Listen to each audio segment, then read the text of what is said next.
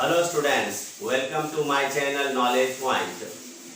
Students, आज हम after completion of exercise 8.1 from quadrilateral chapter of class 9th को complete करने के बाद अब हम आगे की ओर जा रहे हैं, जिसमें मिड पॉइंट थ्योरम आज आपको प्रूव करके दिखाएंगे। फिर मिड पॉइंट थ्योरम का converse, that means converse of mid point theorem का प्रूफ आपको देंगे। देन आफ्टर एक्सरसाइज 8.2 का सॉल्यूशन प्रोवाइड करेंगे। फर्स्ट ऑफ ऑल स्टूडेंट्स, आज के लिए जो टॉपिक है वह है मिड पॉइंट थ्योरम, जो कि बहुत ही इम्पोर्टेंट होता है। इस क्लास अगले क्लास 10th में भी आपको पढ़ना है मिड पॉइंट थ्योरम का use. So just be concentrate about this कि मिड पॉइंट थ्योरम कहता क्या है। First of all statement of mid point theorem को जानेंगे, then after proof. Okay, mid point theorem क्या कहता है। So in a triangle, okay, just joins of midpoint of two sides, join of or the line segment, ऐसा लिखिए, the line segment जिसके बारे में आप जानते ही हैं, joining the two sides, joining the midpoints of two sides, midpoints of two sides, okay, is parallel to the third side and half of the third side, parallel to the third side and half of the third side, okay, इसे ही prove करके दिखाएंगे। that is the midpoint theorem. first of all students, just I make a triangle और नाम देंगे ABC। Mid point का चुनाव करते हैं डी और ई के रूप में, जो AB और AC का मिड पॉइंट है। एंड स्टार्ट करते हैं गिवन से, ABC is a triangle, okay, D and E are mid points of sides AB and AC respectively. Just we have to prove DE parallel BC, the third side, DE half the third side. For proving this theorem we need construction. क्या construction है देखिए। अब जैसे D एक join of the mid points of two sides है, जिसको extend करते हैं अप टू F, और EF इक्वल टू D लेकर के और C से इसको ज्वाइन कर देते हैं। तो कंस्ट्रक्शन में क्या लिखा,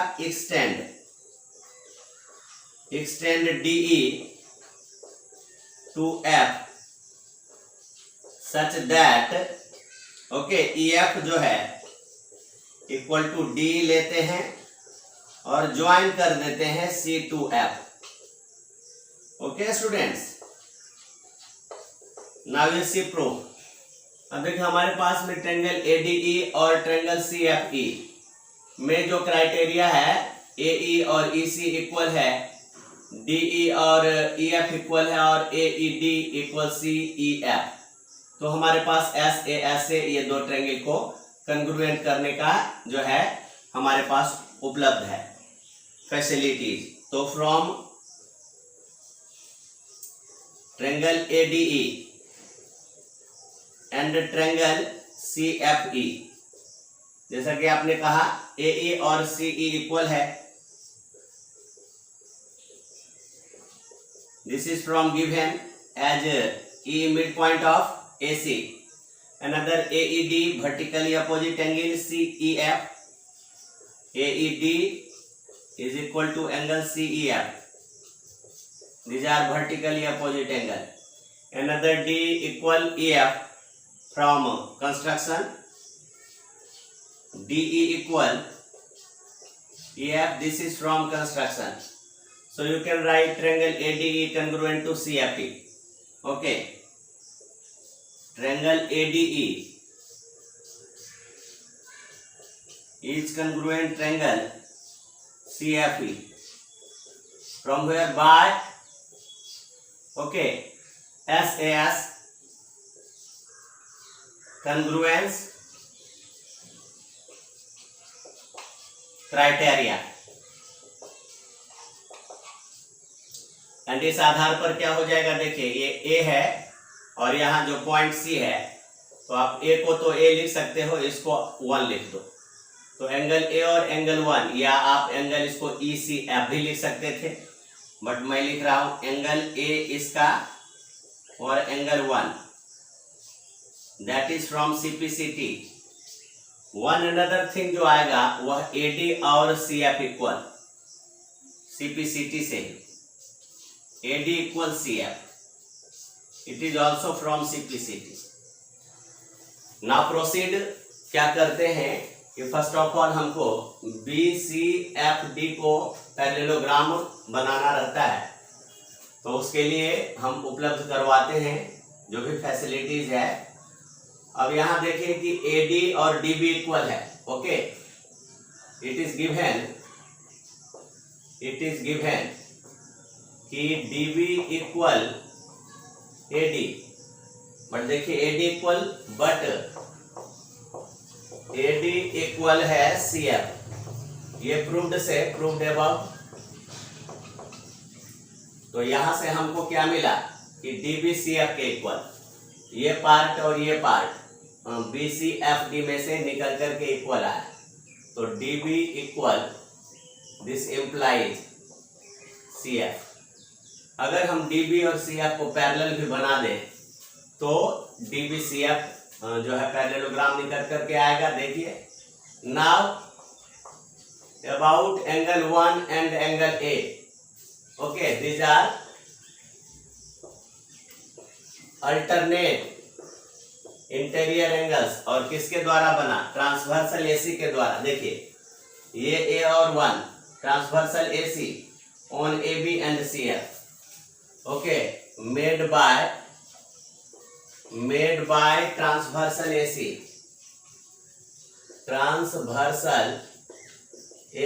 on AB and CF, that's why क्या हो जाएगा, AB पैरेलल CF। अगर AB पैरेलल CF है तो AB से ही छोटा टुकड़ा DB पैरेलल CF हो जाएगा।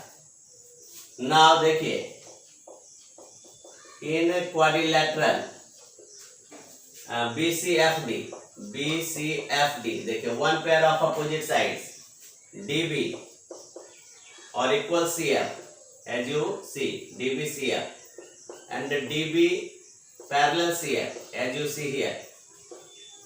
That's why क्या हो जाएगा, one pair of opposite sides of any quadrilateral parallel and equal both, then BCFD is a parallelogram। और पैरेललोग्राम का दूसरा पेयर ऑफ अपोजिट साइड्स जो है वह पैरेलल और इक्वल होता है, देयरफॉर आप क्या लिख सकते हो, both pair of opposite sides. Okay, since both pairs of opposite sides of a parallelogram are equal, that's why क्या हो जाएगा, DF parallel BC and DF equal BC, और DF अगर पैरेलल BC है तो D क्या हो जाएगा, पैरेलल BC, एंड DF जो है वह जो है आपके क्या इक्वल है, DE और EF के इक्वल है, तो आप इसको लिखिए DF को D plus EF equal BC। यहां से देखिए EF जो है ना उसको आप D लिख दीजिए इक्वल टू BC। चलिए यहां से लिखिए क्या कि EF जो है वह D के इक्वल है, ये कहां से, ये हमारे कंस्ट्रक्शन पार्ट से, तो आप इसको लिखिए 2DE BC हो गया। दैट मीन्स DE क्या हो गया 1/2 BC। So you have proved DE parallel BC, okay. And DE is the half of BC, and your statement of the midpoint theorem has been proved। तो students ये जो theorem है ये आपको आगे भी यानी क्लास 10th में यूजफुल होगा। So you have to make concentrate and try to understand this theorem.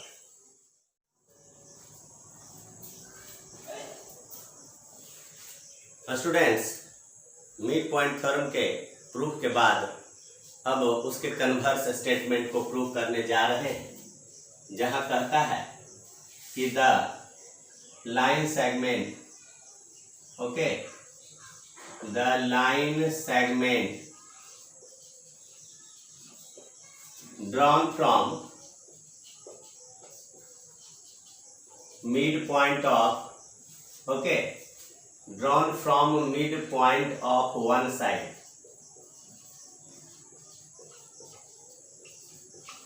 which is parallel to another side, which is parallel to another side, okay, bisects the third side, bisects the third side, okay, prove it. Students, उसमें था कि mid point of two sides, इसमें है mid point of one side, parallel to another side, उसमें था parallel to the third side, okay. तो थोड़ा सा अंतर आता है। First of all we have to draw the triangle ABC. ABC triangle हमने ड्रॉ कर लिया, जहां से हमने एक साइड का AB का मिड पॉइंट प्राप्त किया और यहां से BC के पैरेलल जो है ड्रॉ कर लिया। यह AC को E पर इंटरसेक्ट कर दिया। And we have to prove कि E is the mid point of AC, that means A equal to EC, okay students. So from given just ABC is a triangle in which given D is midpoint of side, okay, side DB, side AB. D is midpoint of side AB, and also given D parallel BC, such that DE intersects AC at E. What we have to prove? To prove, okay, E is the midpoint of AC. E is midpoint of AC. Okay. Just हमें एक construction इसमें भी need होगा। And we draw through C draw parallel to BA। यहाँ से मैंने एक parallel जो है खींच करके और D को एक्सटेंड कर दिया। एंड इट नहीं बल्कि they meet at point F। So here construction through C draw, okay, draw CF parallel BA, draw CF parallel BA such that it meets D extended at F, DE extended at F, D extended at F। अब देखिए ये और ये parallel है, okay. CF parallel to BA CF parallel to BA। Okay, अब देखिए कि अगर ये पैरेलल है तो ये और ये आपका जो है अल्टरनेट इंटीरियर एंगल हो गया। ऑल्सो देखिए ये A और ये यहाँ पर जो 2 ले लीजिए, ये अल्टरनेट इंटीरियर एंगल हो गया, तो 2 अल्टरनेट इंटीरियर एंगल हो गया। और आपके पास में ये जो AE है वह फर्स्ट ऑफ ऑल तो आप यह देखो कि जब D पैरेलल है BC के तो DF जो है वह BC के पैरेलल हो गया। और इस तरह से आप देखिए कि DB जो है वह CF के पैरेलल हो गया। जरा देखिएगा तो इस आधार पर ये पैरेललोग्राम हो गया, और पैरेललोग्राम हो गया तो हमारे पास में अपोजिट ये जो DB देख रहे हैं, DB ये CF के इक्वल हो गया, और DB इक्वल DA तो DA CF इक्वल हो गया। So first you try to understand, then I will proceed. Okay, तो हमारे पास जब ये आ गया इसके इक्वल और ये एंगल इसके इक्वल, ये एंगल इसके इक्वल, ये मतलब A और ये मतलब 2, ये मतलब 3। ओके, ये 1 रखिए, जब 1 आए नहीं तो 2 पहले कहाँ से, और ये 2 रखिए, तो 1 इक्वल A, 2 इक्वल F, और ये AD और हमने CF इक्वल बना दिए, कंग्रुएंट हो गया, तो दैट मीन्स AE और CE।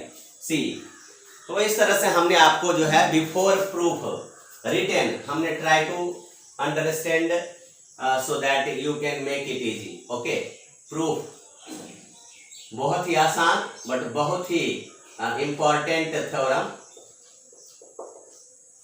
तो फर्स्ट ऑफ ऑल क्या किया हमने, इसको पैरेललोग्राम जो है बता दिया BCFD को। ओके, कैसे, तो in quadrilateral BCFD as you know कि 1 पेयर ऑफ अपोजिट साइड्स अगर पैरेलल और इक्वल होगा तो वो पैरेललोग्राम होगा। तो यहां से देखिए कि DB पैरेलल हो जाएगा CF के। Why? Because AB parallel CF construction. Okay, from construction. And one another thing कि if you see AD equal to DB, okay, AD equal to DB, and just you see कि हमारे पास में DB और CF, हमारे पास ये सबसे पहले तो ये देखिए DF parallel BC, DF parallel BC, this is why because D parallel BC, it is given, so that's why क्या हो गया, both pairs of, not one pair, since both pairs of opposite sides of quadrilateral BCFD are parallel, that's why क्या हो जाएगा, BCFD is a parallelogram, in parallelogram it is counted, तो उसके आधार पर आपका क्या हो जाएगा, DB और CF जो है वह इक्वल हो जाएगा। Therefore DB equal CF because opposite sides of parallelogram are equal, और इन दैट वे आप क्या लिखोगे कि DB और DA इक्वल है। also okay, DB equal CF, okay, DB equal CF and DB equal DA, it is as D midpoint of AB, side AB का दिया हुआ है, दैट्स वाई क्या हो जाएगा, AD equal CF, AD equal CF, okay, now in triangle AD, now from triangle ADE and triangle CFE क्या क्या equal है, देखिए angle A equal to angle 1, angle A इसका इक्वल टू एंगल 1, ये है alternate interior angle, alternate interior angles. और कहाँ बनता है, कैसे बनता है, तो A बना जिसमें AB और CF जो साइड्स है उनको ट्रांसवर्सल AC इंटरसेक्ट किया। ओके, तो as AB parallel CF and transversal AC intersect them.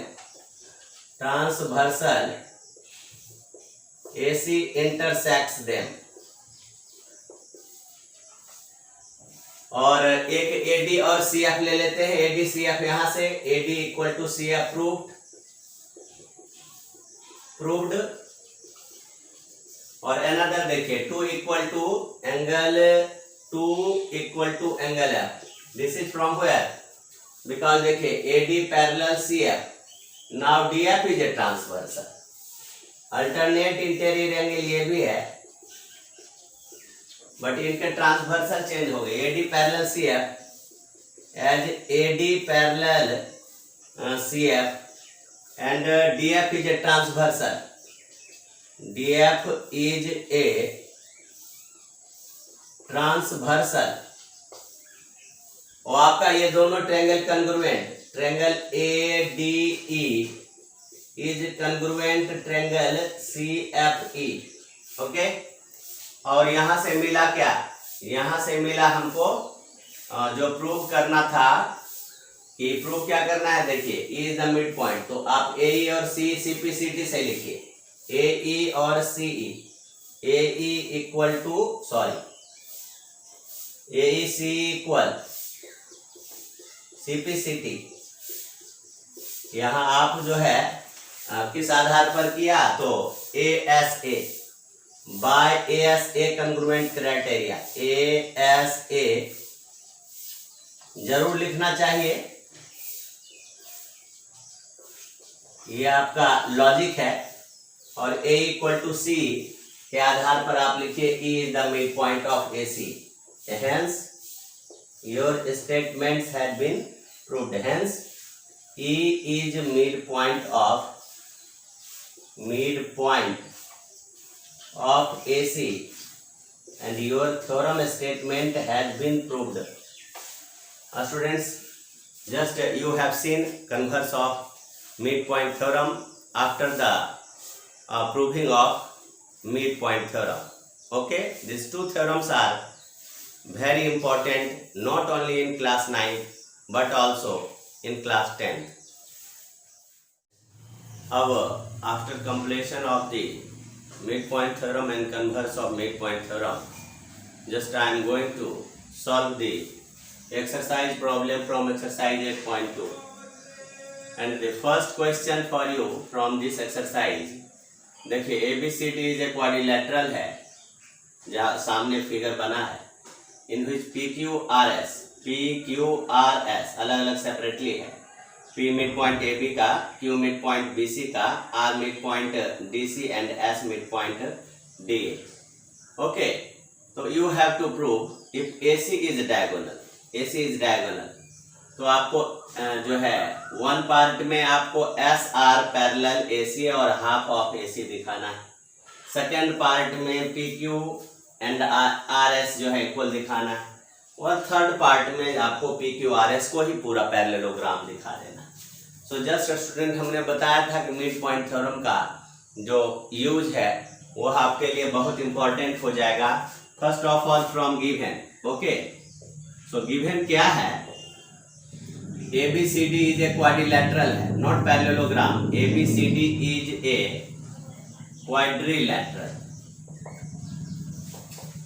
Okay, and PQRS are midpoints of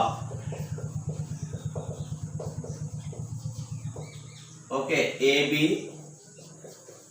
BC, CD and DA respectively. To prove also AC is diagonal। Actual में जो रहे सब दे देना है। To prove, number 1 में SR parallel AC और SR equal 1/2 AC। The second one, PQSR equal SR equal PQ. The third one, PQRS is a parallelogram. As students, I need here a midpoint theorem to prove it. So we write the statement of the midpoint theorem. We know that, okay,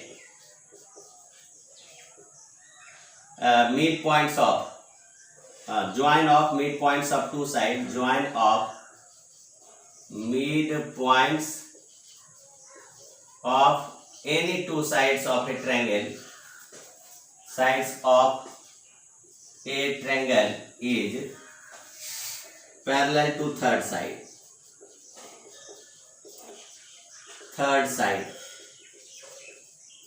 and half of it. Just in triangle ADC पहली बार जाएंगे, okay, from triangle ADC from triangle ADC जहां S and R mid points of AD and DC है, S and R are mid points of AD and DC.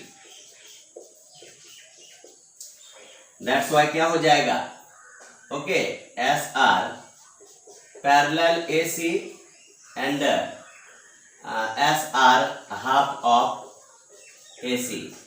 आप यहां लिख दो by mid point theorem and लिख दो यहां ये प्रूव्ड हो गया पार्ट 1. द सेकेंड वन है आपका कि PQSR के, तो फ्रॉम ट्रायंगल ABC जाकर के from triangle ABC as P and QR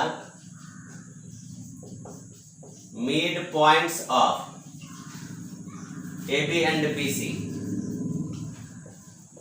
तो यहां से क्या हो जाएगा, PQ parallel AC and PQ 1/2 AC. Okay, this is from midpoint theorem. By midpoint theorem, as earlier it has been proved and told you that it is very important, common for class 9 as well as 10. Now देखिए PQ और AC, आप देखिए कि क्या PQSR लाना है, तो PQ parallel AC, PQ half AC. But as earlier in part 1 proved AC के इक्वल हाफ SR है. नाउ देखिए, now SR half AC and PQ also half AC. Okay, ये both are proved above. That's why देखिए half AC को remove करके लिख सकते हैं PQ equal SR. Okay, PQ equal SR.